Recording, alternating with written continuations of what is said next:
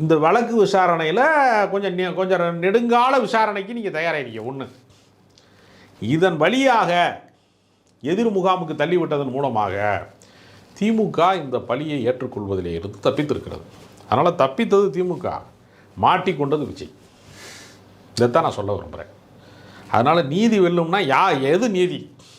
41 பேரை நெரிசல் மரணத்தில் கொலை செய்கிறதா நீதி? மறுபடியும் திட்டம் போட்டுக்கிட்டு அடுத்து என்ன செய்யணும்? ஏன் எத்தனை மரணத்துக்கு நீங்கள் திட்டமிடுவீங்க?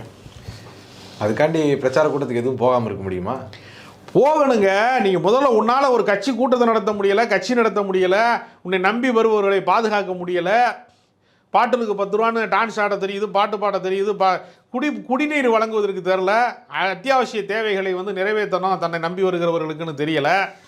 உரிய நேரத்துக்கு ஷூட்டிங்க்கு மட்டும் 7 மணி கால் ஷீட்டு கொடுத்து விட்டு நீ 5 மணிக்கெலாம் கிளம்பி 6 மணிக்கெலாம் ஸ்பாட்டுக்கு போகிற. உனக்கு சம்பாத்தியம் வருகிற இடத்துல நீ எவ்வளோ சரியாக இருக்க. ஆனால் சாமானிய மக்களோட வாழ்க்கையோடு நீ விளையாடுகிறாய, அவர்கள் உயிரோடு விளையாடுகிறாய, உயிருக்கு உழை வைக்கிறாய.